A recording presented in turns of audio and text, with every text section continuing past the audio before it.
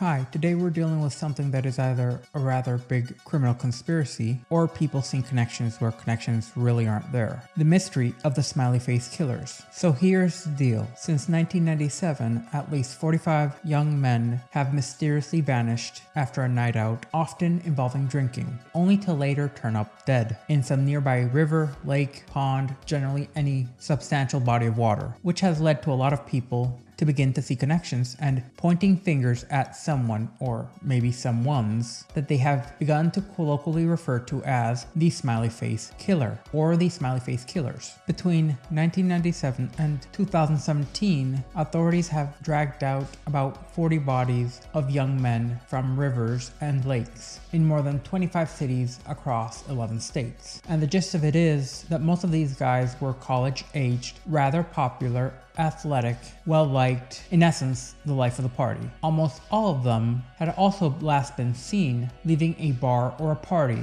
completely and totally plastered, drunk as a skunk, and at first, all these cases generally make sense, as in the police just saw the guys, analyzed the bodies, and their blood alcohol level just showed them to be drunk when they passed, so they believe they just got a little bit too drunk and stumbled upon a close body of water, unfortunately falling in and passing. Sad, but statistically, it happens. But eventually, two retired New York City cops turned private investigators by the names of Kevin Gannon and Anthony Durat refused to believe what was going on. They just weren't buying it. They honestly believed something was off. In 2008, these two individuals came out with some rather spine-tingling findings, as they noted that a smiley face was found spray painted on a wall or on the ground nearby where the bodies were found. And suddenly it's a conspiracy. Yep, that's how they got the name the Smiley Face Killers. It seems that over and over and over again, ad infinitum, they just kept finding smiley faces. And given this odd detail and the creepy similarities between the cases, Gannon and Durat made the bold claim that these deaths were no accidents. They were the work of a serial killer, or maybe a cabal of killers, which they dubbed the Smiley Face Killer. And according to the duo, they're psychopaths, and they have no remorse. But later investigations have brought this into somewhat of a question. The question being, is there really a Smiley Face Killer out there, or a dark organization lurking in the shadows, or is it just a statistical coincidence? The whole Smiley Face Killers theory really got going after Gannon and Durat started digging into the case of a Fordham University student by the name of Patrick McNeil, as on February 16th, 1997, McNeil would last be seen leaving a bar on Manhattan's Upper East Side. And after his disappearance, his friends, his family, and the police would search high and low, scouring the city for even a trace of him. But it would not be until April 7th, nearly 2 months later, that his body was discovered floating near a pier in the Brooklyn Bay Ridge area. And upon first inspection, it looked to everybody like an accidental drowning. However, it seems that Gannon and Durat were not convinced by this. In particular, Gannon had a feeling that he owed it to Patrick's family to find out what really happened to their son, and this led to when he retired from the New York Police Department in 2001, teaming back up with Durat, his old partner,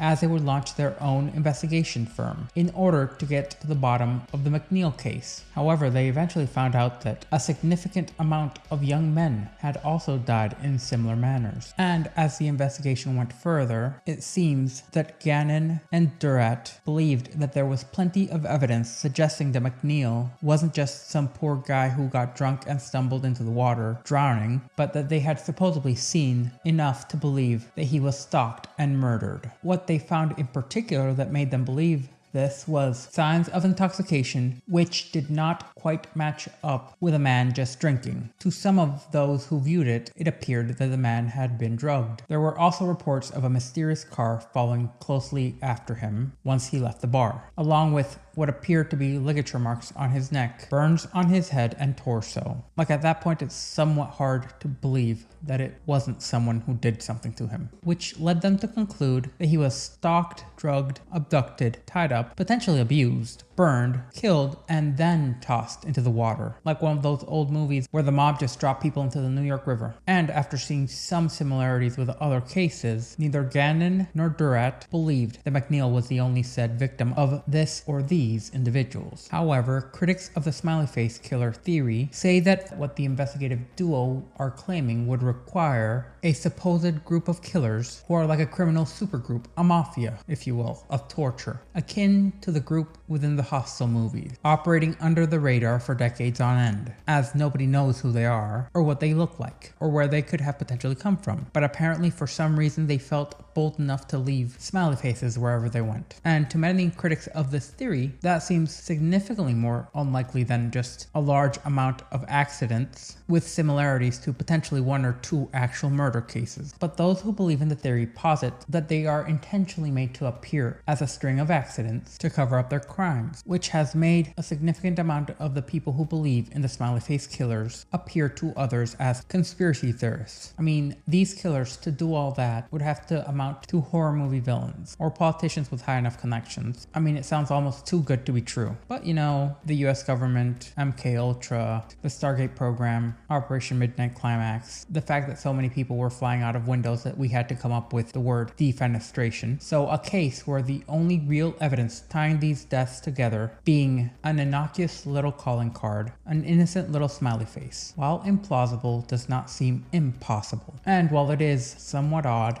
to see a smiley face just popping up around the area of a murder, critics say that a smiley face is not that of an uncommon thing to use as graffiti. With that in mind, let's go back to February 16th, 1997 and look over Patrick McNeil's case to see if the theory really fits or not. Patrick McNeil, a student, went out drinking with his friends at his usual hangout spot, cheap college town bar. And it's a Sunday night, so it's packed to the gills, mostly with other students from the same university. And this was a place that was known that you would get blackout drunk, like so drunk your grandkids would feel it in their livers. And Patrick, despite someday wanting to be a part of a federal agency, well, he's a college kid, so he's gonna drink and get drunk as a skunk. He was a big, rather athletic guy, to the point that many called him handsome, and it was noted that he could hold his liquor rather well. But for some reason, on that particular night, it seems that a little cheap, watered down alcohol hit him significantly harder than usual. After just a couple of drinks, he was stumbling around as if he drank a whole pint of Jack in 1 second. And with this information, it does seem like he might have been drugged. So, not long after midnight, Patrick decides enough is enough and he can't drink anymore. Or at least not right now. So he alleviates himself in the bathroom, emptying his stomach, drunkenly slurs goodbye to his friends, then stumbles on out. Supposedly he was supposed to be heading out with a female friend, but she took too long and his alcohol-muddled mind had him wobbling down the sidewalk, just leaving. Now how did he know where he was going, despite being as drunk as Cooter Brown? Well, there's little to no information, he just chose a direction, with the vague hope of waking up the next morning and asking himself, how the hell did I get home last night? That kind of drunk. And as he stumbled his way around, people on the street would note that Patrick staggered down the sidewalk in a way that seemed a lot more drunk than what a few beers should have had him at. Eventually he fell before clumsily standing back up, dusting himself off and meandering on his way again. And while not exactly an unusual sight for university, it's noted that he had not been drinking hard enough to cause this kind of effect under normal circumstances. Eventually, some people near the bar noticed a rather odd-looking van, seemingly following him, just at about his pace. And it seems whenever he fell, the van just stopped and waited for him to get back up. And when he continued, well, they followed him again. Eventually, records show that Patrick would turn and the van would turn too, so it was not just that they were going the same straight direction down one road, but apparently under the most generous of circumstances, the van was taking a route that paralleled Patrick's own. And just like that, nobody ever saw him again. Well, at least alive, that is, for over a month. Fast forward to when his body was found, and he was found floating face up on the East River, just around 12 miles away from where he was last seen. And as it so happens, some people just walking around on the Brooklyn Pier spotted the body, and they noted that, well, he wasn't taking his time enjoying a relaxing swim in one of the more polluted waterways in the US. When authorities found him, they noted that his body was badly decomposed and that the only clothing left on him were his jeans and his socks. Up until they found his body, it seems that the authorities were rather strongly believing that he had just, like some college students have done in the past, decided to just pick up and go off-grid to live in some hippie commune apparently. But nope, he was floating down the river, bloated and just gnarly looking. And this general disregard by the authorities was noted too. be more like they were treating him as a nuisance rather than an important case they should follow up on. Some people note that the police's disregard for this case had gotten so bad, so completely out of hand, that rather than investigate, they just started throwing out wild theories. One detective would even go so far as to joke around that Patrick had basically functioned as a stud horse in his university and gotten multiple women pregnant before running away. At that point, it just seems that they were entertaining themselves rather than doing their job. And it wasn't just the cops that were treating this case with a large amount of disregard. The manager of the Dapper Dog would go on to claim that Patrick had taken off to go shoot hard drugs on the west side. And his rationale for this was, some people he's seen have done this, so why not Patrick? Basically, at least on the investigative front, Patrick's case, until they found his body, was a joke, a mess. A rather large, fit young man who got drunk off a handful of beer to the point that he was stumbling as if he had just drank an entire keg in one go, followed by a sketchy van, and disappears. Then a month later, his body turns up, and the cops are so surprised because they were just twiddling their thumbs, entertaining themselves, defaming the now dead guy. And right after that, it seems with little hard investigation, the authorities went on to tell Patrick McNeil's family that he just up and fell into the river, then drowned, completely disregarding their theories. And it seems that his friends and family had not been buying anything the police had been saying due to how much disregard Patrick's case was being handled with, to the point that they had handed out well over 9,000 flyers, with an army of volunteers desperately searching for him. And now that they had found him, they were left with the question, should they just trust the police, who had been so flippant with this case and believed that Patrick really just fell into the river, or should they attempt to push for the case to be looked into? And here's where NYPD homicide detective Kevin Gannon would step in. Gannon was rather well known in his department, and he had a rather good knack on finding out what happened in murder investigations. So he took it upon himself to find out what really happened to Patrick that fateful night. From all witness accounts, which included more than just the drunken bar patrons, but also multiple pedestrians along the way, the specific way that Patrick had been wobbling around after leaving the Dapper Dog just didn't sit right with him. But then Gannon, along with the coroner, would find something that just did not add up. The first thing they found was that Patrick's blood had been pooled inside his own body and suggested that he had been face down, not face up, how he was supposedly found, floating in their East River. And that's a rather notable clue because a bloated dead body just doesn't flip itself over. And there really aren't dolphins in the East River to flip people over or anything like that. So someone or something flipped him over. Then there was the condition of his skin. Apparently he was just degloving everywhere after being in water for a prolonged period of time. However, the stage of slippage the body was going through was not congruent with the type that would happen after 2 months, which meant that Patrick's body hadn't been in the water for those whole 2 months that he was missing, which changed the question as to how Patrick fell, and now posited what exactly happened to Patrick during those 2 months, which eventually led him to being in the water, especially due to the amount of slippage that was going on. Things did not quite add up with the official theory. Anyway, back to the point, the stage of the body did not match the timeline that the authorities were officially dealing with. So he was most definitely not in the water for 2 months, meaning that he did not fall in that night. That was an absolute. And the real kicker comes in when the post-mortem autopsy revealed that there could have been ligature marks around his wrist and neck. However, due to being in water for a prolonged period of time, this could not be definitively stated, only saying that it was likely, which led to Gannon forming a rather macabre theory. Patrick just hadn't stumbled into the river. That was a definite no. He believed that Patrick had been abducted that February, held somewhere for, well, entertainment purposes by someone, abused in some manner, and then killed indoors before being dumped in the river, like some type of mob movie. Suddenly, the mysterious van supposedly trailing Patrick seemed to be a whole lot more important than the police's original theories about him dodging multiple pregnant women. And anyway, if somebody goes missing, and there are supposedly eyewitnesses saying that a van was weirdly following him and stopping every time he stopped, how is that not a red flag from the get-go? And at this point, it's somewhat pointless to look for a van in New York when you ignored it for so long that the van could no longer exist, and the memories of the individuals who saw it could have deteriorated at this point. So the one potential lead that they had, the cops basically let slip through their fingers. But they would attempt to look into the information behind the van anyway. After a lot of investigation, Gannon was able to uncover something rather important. One of the witnesses had fortunately jotted down a partial license plate for the van. Apparently the van was acting shady enough for them to take notice, unlike the police. Pretty good lead, right? Which led Gannon to having to request authorization to run the plate, or at least the partial plate, which is a lot harder than running a full plate since you're guesstimating who they could be. The net you're casting is a little bit too broad, so you have to request and really hope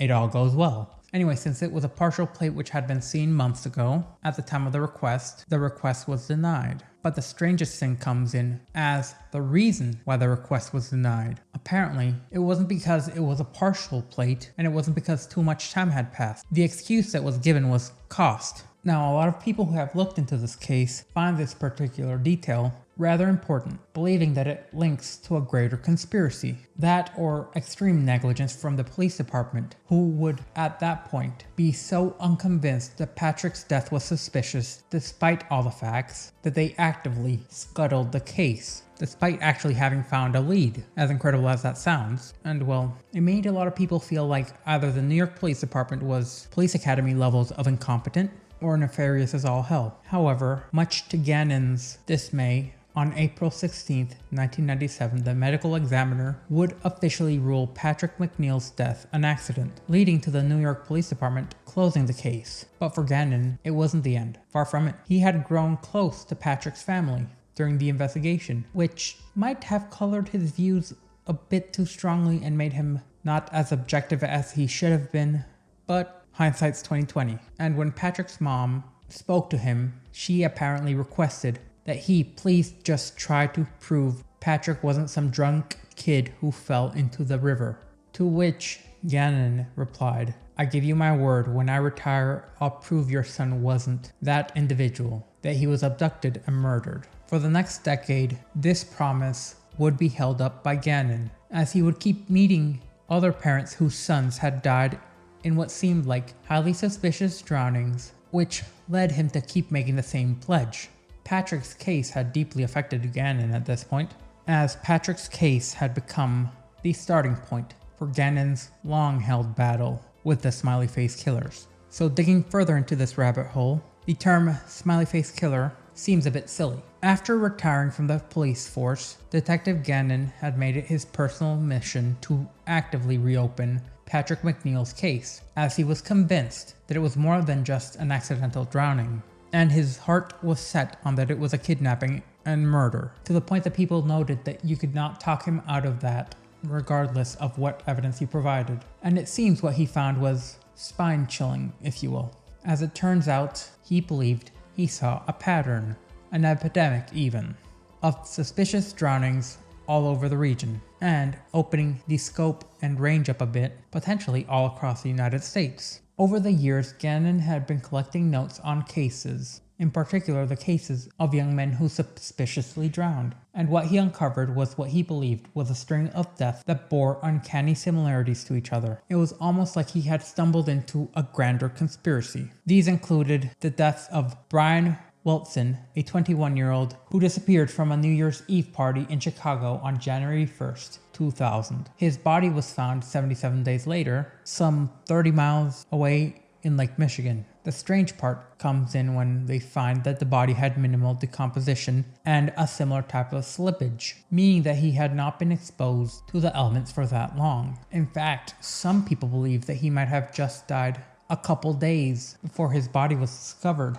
Another case that Gannon strongly believed was linked was the vanishing and death of 22-year-old Todd Gabe, who vanished after leaving a party in Muscogee, Michigan on January 25, 2005. His body was recovered significantly quicker than the last case, being found only 22 days after he was missing, floating upright like the other two bodies. And again, the decomposition just didn't add up. Next was Lucas Hallman, a 21-year-old who went missing after a night of drinking with his friends on October 1st, 2006, in Blair, Wisconsin. His body was then found 3 days later in the Mississippi River. However, there is something slightly different in this case than in the others. Apparently, his friend was supposedly attacked that very same night, and it seems that even though Lucas had been found 3 days after his disappearance, his clothing suggested that he had been in the water for anywhere between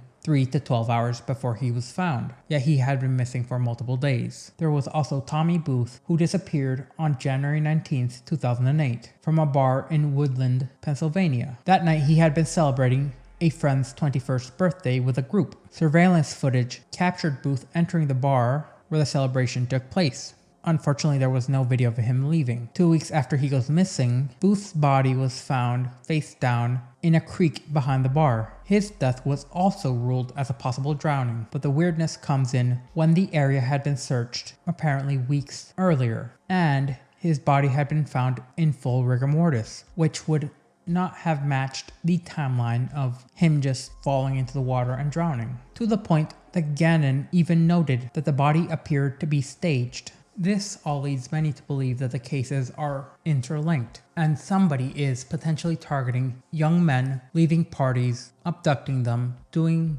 God knows what with them for a little bit of time, then they end up and supposedly drowned. But them having drowned when they disappeared never really matches up with the state of their drowned bodies, to the point that it has many believing that police departments have a systemic issue for seeing a body in water and just believing that they drowned. And all these cases matching up has led to Gannon and those who believe in the Smiley Face Killers theory to create a general profile of the primary victim that this killer or killers prefers. It's always young men who are of college age in particular, near bodies of water, and they're rather well liked, oftentimes popular in the school and in the area, if they are actually being targeted at all. Rather fit individuals on nights out drinking seems to be the general gist of the target. And after their night out drinking, they're found in a body of water, and all of them are just almost automatically chalked up to an accidental death. And the ease of which all these cases keep getting labeled as accidental drownings has made Gannon and many others involved in this case rather perturbed. They see a pattern, a rather flagrant one at that, and wholeheartedly believe that a grander conspiracy is at play, one which may even involve police departments in and of themselves, or something far grander and much more organized than what anyone is willing to admit. And around each of these cases, a smiley face is just found tagged somewhere within the vicinity of where the body was found. The cases of Tommy Booth and of Brian Welzen seem to be of particular note, as Tommy's was found in a creek behind the bar some 14 days after he had gone missing, which, if he had fallen that close to the bar and just drowned, then it almost seems like the authorities were intentionally just avoiding the area in general, because it seems rather odd that nobody decided to check the body of water right behind the bar. And in the case of Brian Welson, who had gone missing from Chicago after celebrating Y2K with his friends, apparently he was so drunk with a blood alcohol concentration of only 0.08% that he decided to take a drunken walk into the edge of Lake Michigan and just drowned from his hotel. For those who are strong believers in that this is a larger conspiracy, strangeness like this really does help their case. And even stranger still is a case of the 24-year-old Navy veteran William Hurley, who went missing after a Bruins hockey game in Boston, Massachusetts on October 2009, having gone to a game with two of his friends and only leaving after he called his fiancée, saying that he wanted to leave for some reason, but not going into much more detail about why, asking if she could pick him up. And when she arrived, he was nowhere in sight. Now, his fiancée would quickly call Hurley to find out where he was. And supposedly when she called, he did answer his phone, but he didn't know where he was. So he asked someone where they were. And apparently the man said 99 Nusha Street. And just after the veteran got that information through the phone, the battery apparently just sporadically went dead. The fiancée drove to that address, but she found that Hurley wasn't there. She called him again, but the phone being dead and all, he couldn't really pick it up. Then 6 days after he's gone missing, they find the Navy veteran drowned in the Charles River, close to where his fiancée had been asked to pick him up. Investigators say that the Navy veteran had no signs of foul play and just, well, drowned. However, when Hurley's mother received a copy of the autopsy report, it seems that the police's determination of an undetermined drowning and the autopsy report didn't quite match up. Apparently, a physician noted that Hurley had received blunt force trauma to the head, his eye socket and his left leg being noted to have been damaged, along with the fact that GHB was found in his system. And an ominous smiley face was seen painted near the river around the general area where his body was found. There's also Tommy Booth, whose body was found behind the bar in Pennsylvania, who was also found to have had some ligature marks of rope on his body, and also apparently drugged, in a manner that would have had him acting in a rather similar way to Patrick McNeil. As the investigation deepened, a rather troubling pattern seemed to emerge. Traces of a variant of GHB which is used in, well, adult assault seemed to show up in several of the bodies that were found. And the ones where it wasn't found, the bodies were degraded to the point that the presence of GHB would not have been picked up. So now the victims have another link tying them all together, GHB, in their systems, almost as if they had all been intentionally targeted, or they had all a similar taste in a particular drug, which isn't very well known to be a recreational drug.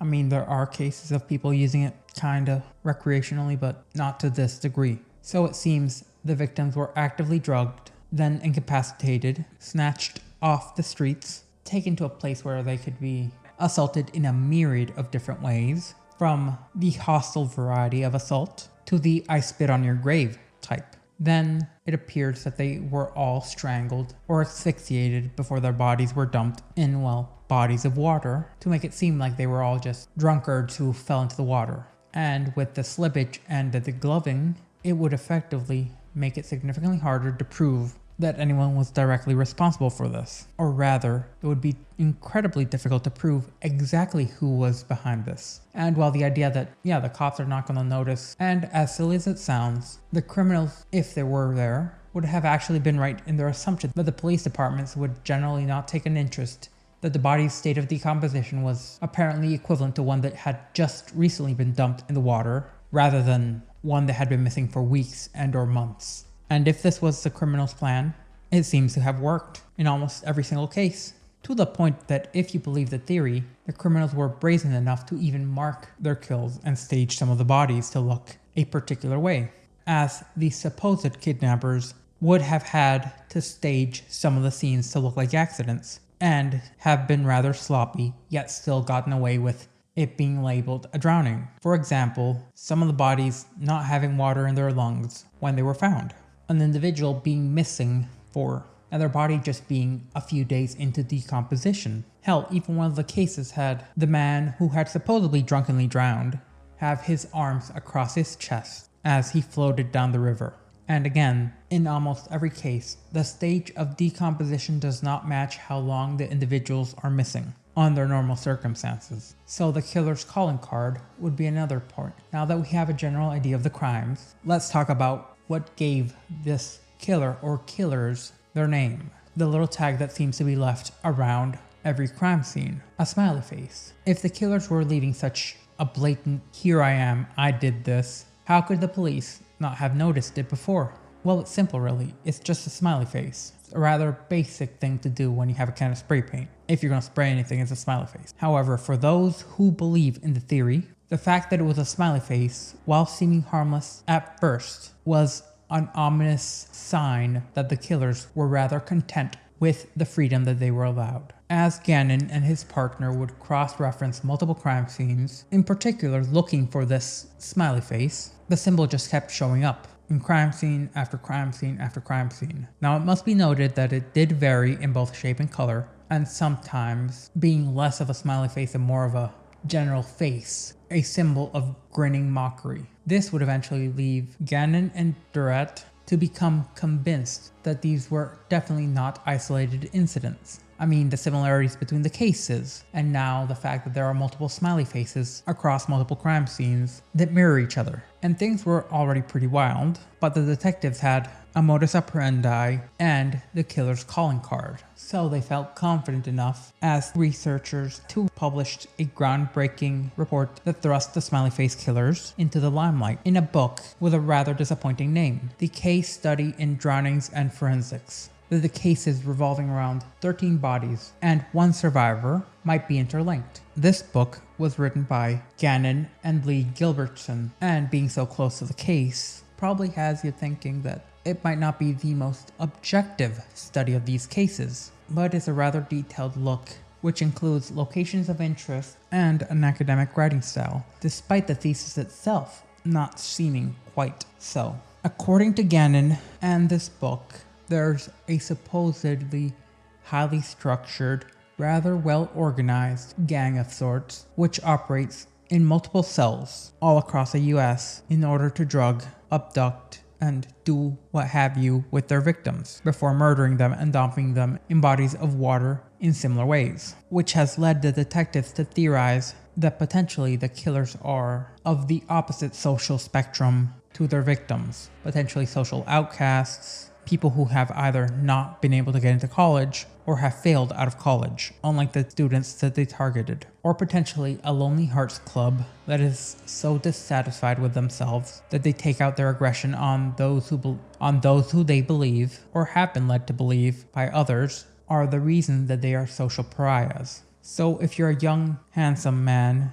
of around college age, apparently you're a potential victim and you should really stay away from any bodies of water. So considering Arizona as a safe place, or even Death Valley, might be in your best interest if you believe heavily in the Smiley Face Killers theory. Now, why do they believe it is an organized group with multiple insurgent-like cells across the country? Well, the fact is that some of the murders occurred on the same night, hundreds of miles apart. So unless we have the killer being somebody significantly faster than Usain Bolt, it's gonna be multiple people. The theory stands that the gang communicates through the dark web, which, while somewhat unlikely, is a potentially viable thing to do. Gannon even goes so far as to claim that he managed to access one of the pages where the gang had been meeting up and talking, at least temporarily, which led them to being requested to turn on their webcam and to hand over their credentials, prove who they were. Now, I don't know about you, but this is starting to sound kind of like a welcome to the game 2 type situation. I mean, if it is all true. And since they refused to just give some anonymous weirdos on the internet access to their computer, well, they didn't get too far into the website. Though again, since they were probably somewhere in the deep web using Tor or some other method, which they could have just stumbled onto another website, potentially run by the government, pretending that they were killers for hire, which is something that federal agencies have done before, and it has successfully allowed them to catch people who are looking for assassins. And so, seeing as they had hit a roadblock here, they decided to bring this supposed murder gang into the limelight proper, nationally. The two detectives would go on to stage a press tour after a grueling decade of investigations, starting many moons ago in 1997. And while a lot of people were rather skeptical, including Lee Gilbertson, who had helped Gannon pen the book, which dealt with 13 of these cases, a lot of people would eventually be swayed, including Lee Gilbertson, into fully believing the theory, to the point that Gilbertson even became one of the theory's strongest proponents. Though it is important to note that the detectives were rather charismatic, that Gannon was rather charismatic, which might have aided in the convincing of many people into the cause. And the human mind loves conspiracies. We're just geared to see patterns. Pattern recognition is something incredibly important to humans. Unfortunately, after all this, they haven't gotten anywhere closer to finding this supposed gang. And if you're wondering why haven't federal agencies like the CIA, NSA, FBI, all the alphabet agencies, well, they have nothing to gain, since as far as they know, these are just a series of unconnected murders, often happening outside of their jurisdiction. Now, if they happened in national parks, that would be another story, or in federal buildings or property. Unfortunately, it seems that despite all this investigation, if there is a gang and or a greater conspiracy tied into this, they have been able to continue their slayings with impunity. And eventually, things reach a near fever pitch when one of the last well-known confirmed victims of this case was slain. This was Dakota James, a 23-year-old who went missing in Pittsburgh, Pennsylvania on January 25th, 2017 at around 11:30 p.m. James was walking back to his apartment after a night out drinking, following the pattern with his friends and co-workers, but he never made it home. The last known sighting of this graduate student was when he was caught on a surveillance camera in the downtown area. The footage wound up capturing James entering a dark alley. Then nothing. The following morning, James did not show up to work. His boss would go on to inform his family, and they would go on to file a missing persons report some 72 hours later. James' parents would go so far as to hire a private investigator who organized a massive citywide search. And it was this, and not the police's own investigations, which led to the discovery of James's body in the Ohio River on March 6, 2017, some 40 days after he had disappeared, which quickly led to the Pittsburgh police theorizing that he fell into the river crossing a bridge near the city center, then perished, and that they believed that his body traveled for some 10 miles, even going through a dam before its discovery. However, here's where things get rather peculiar. Despite supposedly going through a dam, which would have left the body all torn up or just unrecognizable, there was almost no visible evidence of damage, which was incredibly suspicious. And a smiley face was discovered having been spray painted under the underpass near where James's body was discovered. Later information would show that after being separated from his friends, Dakota texted one of his friends saying, "I don't know where I am. I'm so cold. Please help me. I'm lost." And once again, the intrepid detective Gannon uncovered a rather suspicious detail. When he was closely observing the autopsy photos, apparently he found suspicious marks around Dakota's neck. And the autopsy again revealed the telltale signs of GHB in his system. Also, that supposedly around the area where Dakota was last seen, there was a suspicious looking dark SUV, weirdly matching his pace as he went about lost in the city. Now, many believers in this theory quickly suspected a grander conspiracy potentially involving multiple police departments. Eventually, in 2008, there would be a special agent assigned to the case, or to the cases being investigated, in particular those that appeared to be alcohol-related drownings. In 2008, a special agent would go on to state that most of the cases just seemed to be alcohol-related drownings, completely ignoring the apparent signs of multiple of them having GHB in their systems and their state of decomposition not matching what they appeared to be. However, the FBI's position at that point was that they would continue to support local police as requested, in essence saying that, yeah, there's no case here, there's no there, which has led some people to believing that while some of the cases may be linked, there are too many general things being seen as evidence of a grander conspiracy, in particular the cases where there was no GHB found in the body, and in the cases where it appears that it might just have been a generic murder and the body was just dumped in the water because where else are you going to put it? Now, there is an issue that a lot of people have pointed out which is rather valid. The use of the smiley face graffiti itself to tie all the cases together. Smiling faces or smiley faces are one of the easiest and more common things to draw, especially when you're just starting out with spray paint. Like, it's almost instinctual. It's a couple of lines and you've suddenly left your mark. One rather large criticism that is labeled against the theory of the smiley face killers is that in the cases where an individual drowns, it's almost impossible to pinpoint the exact location where somebody entered the water. You can guesstimate with some rather good probability of where they were, but you might run into 2 or 3 bridges that could have been the location where the body was originally dumped. And since bridges are one of the more popular places for people to place graffiti or even just practice tagging something, the odds are that a smiley face, which is in fact one of the more common things to use as a beginner tag or something just to draw when you're bored, to be on one of those bridges is rather high.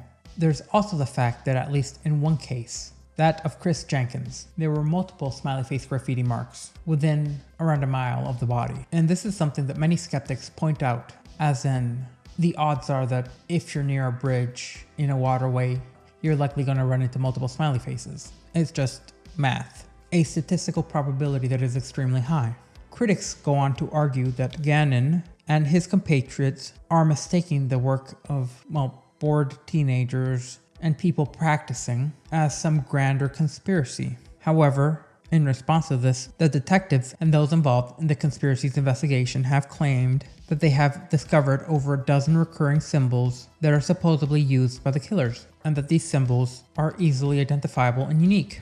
However, the critics once again point out that just because there are recurring patterns, in particular of people tagging, doesn't mean it's the same individuals or that they are even connected, since you can find similar graffiti in New York as you can find in California.